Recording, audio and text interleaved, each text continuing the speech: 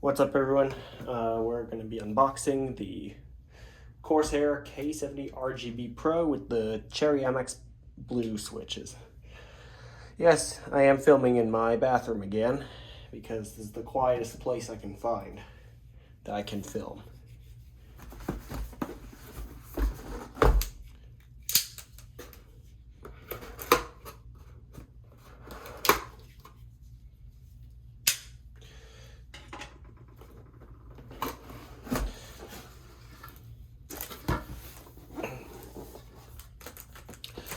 Viewers who have been on this channel for a while may know that I got another, like, what's it called, highly specialized mechanical keyboard. Why am I getting this?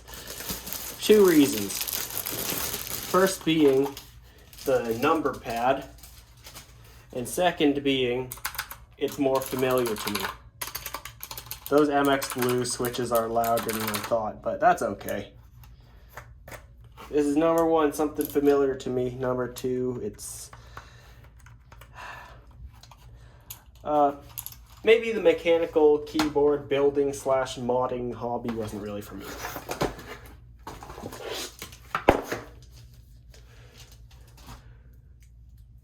So I'm heading back to what's it called? Standard gaming keyboards.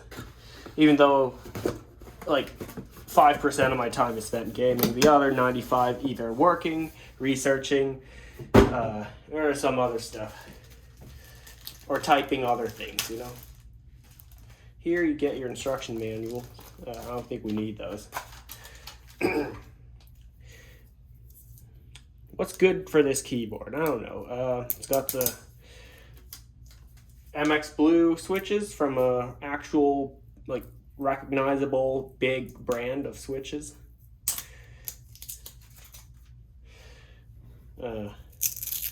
Hopefully the quality control is good. Although they've been pretty reliable, Cherry MX. My previous keyboard that I bought maybe like 4 months ago at this point, maybe 5, is the Keychron Q3, which came with Gateron G Pro Browns, I think. That's a different type of mechanical switch. It's similar to Cherry MX Brown, but I think it's like a clone of it or something. So, not an official MX Brown. And they worked well for the time I had it. Got me a little worried about long-term reliability. I eventually changed out the switches to those U4T mechanical switches. They're supposed to be like very tactile feeling. Yes, it is. But when I typed on it for a little longer, they just felt like a stiffer membrane keyboard. Now that I think about it, because the tactile bump is at the really, really top of the press. But hey, that's not the point of this video. The point of it is that I'm coming back to standard gaming keyboards. Okay, wrist rest is magnetic. It sounds awesome. It doesn't come with a keycap puller. That's okay, I can use my hands. Actually, I'll take the camera off the stand so I can zoom in on it. Let's see, does it actually say Cherry? Yes. Quite glad to see that again. I hope it focused, will it?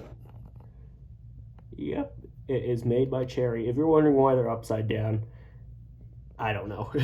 You're not really supposed to look at the switches. I mean, you're supposed to, type.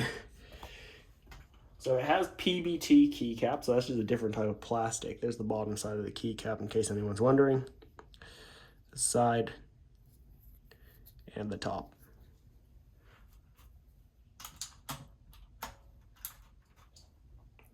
These are clicky switches, as you know. They make a loud click noise when you press it. Kind of stabilizers. Okay, it has Cherry style stabilizers, I think. I want a proper like keycap puller to remove them now. I don't really feel like I should remove them with my hands at this point. So there's the basics of the keyboard. What is this? Some kind of switch with a lockout on it. Okay, maybe reading the manual is important.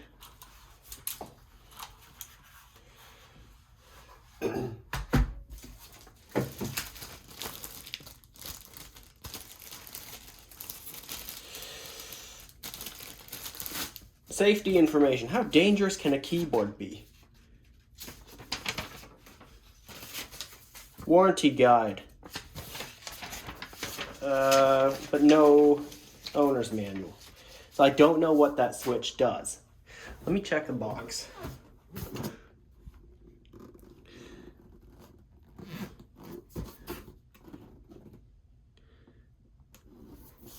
think it's this thing, right? It says tournament switch, locks, macros, and lighting. Why would you want to lock out your macros? I thought those are like customizations you do to your keyboard. And why would you want to disable lighting? I mean, just press the button here, right here. That's actually surprisingly clicky and reminds me of a mouse switch. These three buttons up here and that one. So this one's like profile change, this one's lighting change, and this lock something. I'm not sure what it locks. The computer? I don't know. We'll find out. But yeah, not sure why they have that switch back there. Probably going to leave it off.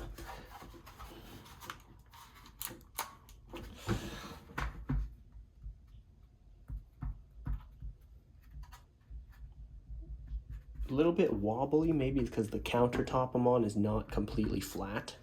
I'll check my desk. If it still does that, there's something wrong with the keyboard. Listen to that.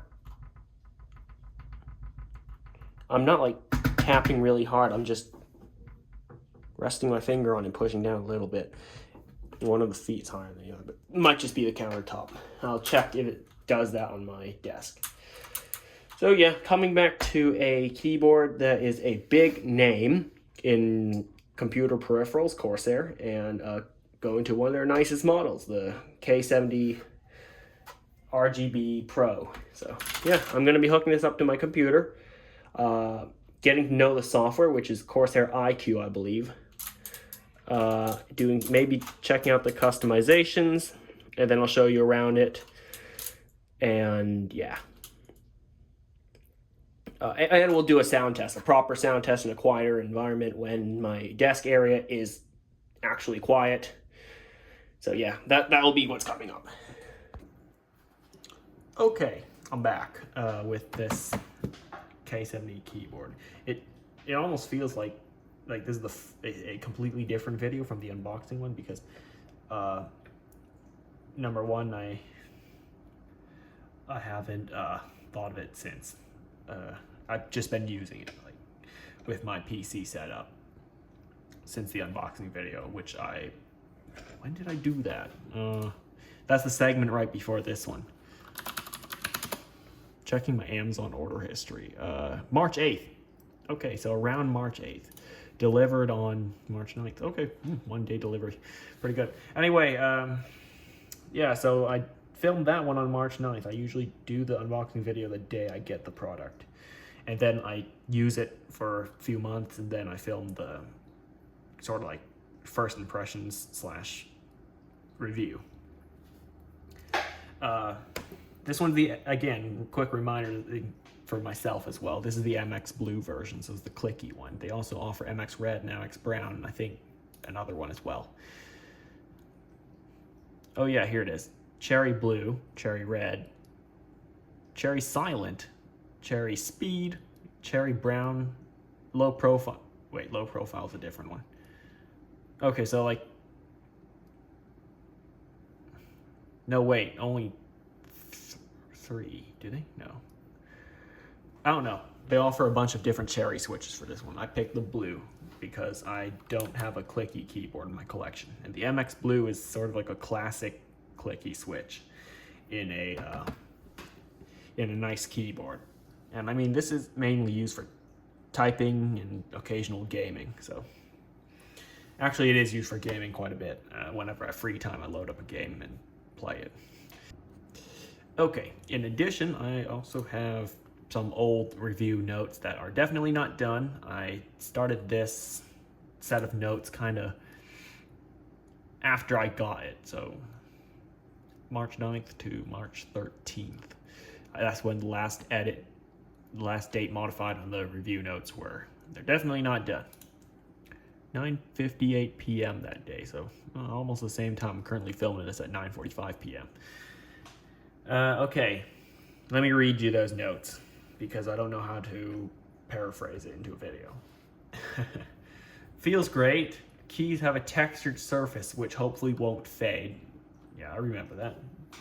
Currently, they're not really fading. They're PBT keys, so. It sounds great too, but not to the other people in the room unless they're into mechanical keyboards, that is. It also looks great. It has a nice design, modern, goes with the current theme of Corsair. I also have their case and a couple other bits, you know, made by them. And yeah, it kind of flows with their overall theme. And I do like the RGB lighting. It shines through the keys and kind of illuminates the plate on the keyboard as well. This is a frameless one, so that means like it's not what they call those high profile keyboard things with the, how do I describe it? How am I supposed to describe that? Do I have it with me? No. So I left the other one upstairs. You get what I'm saying. The one with the border on the side that sticks up. I also like the fact it uses cherry style stabilizers. I'm more used to those ones. I probably will be buying a keyboard with those CoStar stabilizers in the future, so I'll have to figure out how to use them. And are they better than cherry? I mean, they're easy. They seem easier to install, but just don't like the idea of the wire, you know, that wire thing that goes under it. Even though cherry style ones still have a wire that goes underneath it though, underneath the plate. Okay, I also like the fact it has a detachable cable. That Type-C as well, very nice. Okay, good. And one more note I'd like to point out is at first, remember, I wrote these notes just a few days after I got them. Got this keyboard. The space bar felt a bit light to me, even though Cherry MX Blues are, I think, heavier than the other switches like brown and red. So interesting, I wrote that. Maybe I was just used to like a heavy space bar on my old keyboard before I got this, which was the Keychron Q3, I think, with the U4T switches. Well, that's the custom keyboard, so it's not just something you can get off the shelf. This one is. So next I will be doing a sound test. I have one recorded in high quality, actually. Recorded it. Well, it's not with a nice microphone. It was a Surface Pro 4 microphone, but I did select the highest audio quality. But I guess I could do one in this video anyway. May not be my fastest typing speed because the camera is in front of the keyboard and I'm off to the side. That usually doesn't generate a good typing speed. So I try to get as close to the middle of the keyboard as I can before I start the test.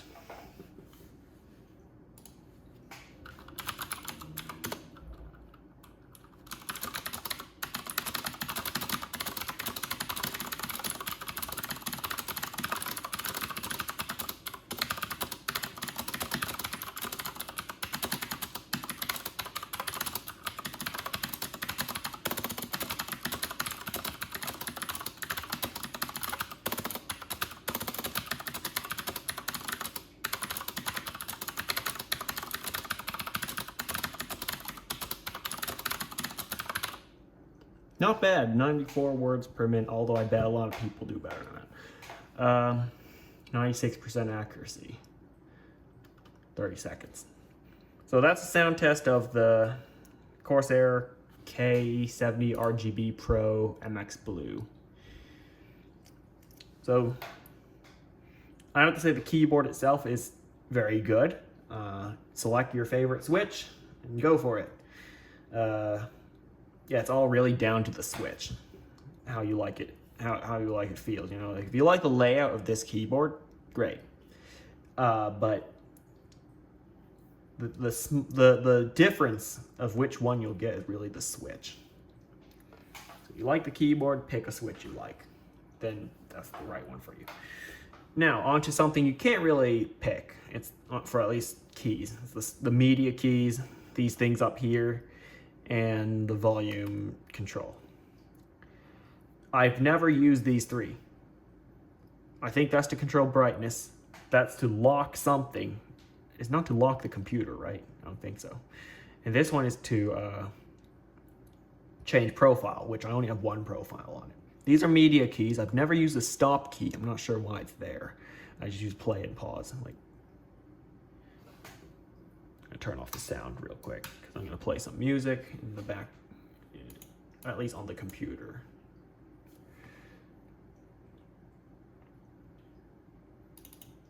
If I use stop, what will happen? Nothing actually happens when I press stop.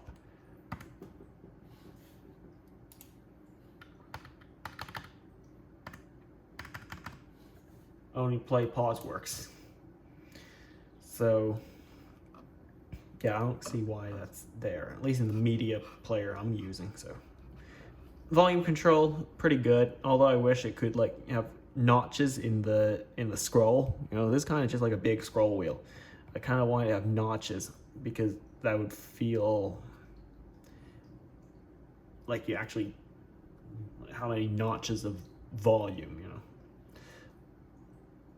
I don't know what I'm saying about that. I don't even use that because I have a dedicated amp and DAC over here, and I use the volume control on this, so that's what it is. If you use the like built-in audio on your computer, then you would be using this. So let's have a look in the software for this, which is Corsair iQ. It's free download from Corsair's website.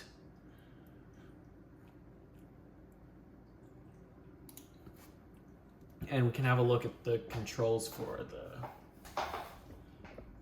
keyboard. Oh, there's another version just as I speak of it.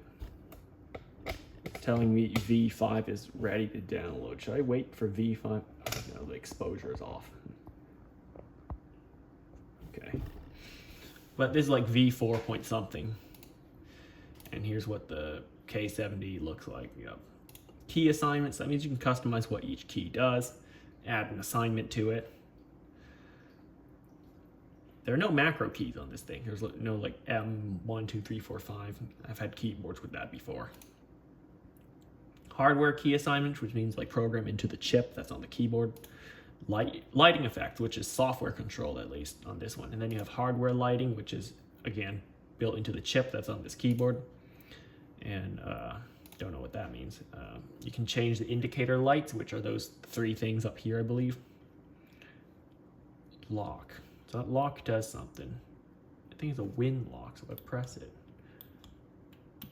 Yeah, I think it's lock out the Windows key. Not sure why you'd want to do that. Windows key is sometimes helpful. I think it's like a gaming thing or something where you lock it out during gaming. Yeah. I think mine's automatically on. Yep, I can't, I'm pressing the Windows key, it's not opening the start menu. So I think it's because I have a game open, it automatically does that. At least my computer does. And then here's some hardware settings. Maximum brightness, 8,000 hertz. Firmware update, no updates. So yeah, you can update the firmware within iQ. So that's one reason why you'd want it. And then there's also that tournament mode, which I still don't know what it does because I'm not going to be attending any gaming tournaments. I game casually, just for fun, not for any prize or money or whatnot. So that's the software. It is what it is. I also have some other Corsair devices, such as the memory and the liquid cooler, which is in my custom PC. So this software does control all of it. That's another reason I got this keyboard, because it integrates well with my setup. Although I use a Logitech mouse and other branded other stuff. So, did I do the sound test? I did do the sound test. Did I show the software? I did. Did I give my thoughts on the keyboard? Yes. So I think the review is mostly complete. I'll be updating it to V5. I won't be showing that on video because when you buy the keyboard, you can have V5 installed. Actually, you can just install it right now and figure out what it looks like. Or maybe I'll add in something after I close the video. So, that's it for this video. Thanks for watching. Like, comment, and subscribe, and I'll see you next time. Okay, so I did update to V5. Here it is. Not much has changed. It looks pretty much the same, at least for the keyboard. I can check keyboard settings and if anything's new. No new firmware, same stuff here, so it's not much different. But I did figure out what the stop button does. See, music is playing. If I hit pause, notice those spectrum meter or whatever it's called, that frequency, whatever it's called. I have no idea what it's called. I should be more educated. What does that say? The spectrum, there it is, the audio spectrum. As you can see, it stopped, and I'm gonna hit play again. It's still moving. That means it's playing music. But if I hit the stop button, that square, it goes away and just cuts the playback. It says playback stopped. So it actually does have a function. So I take back what I said earlier. It's not useless. It actually does have a function to completely stop playing that song. But I mainly just pause it and play a different one later.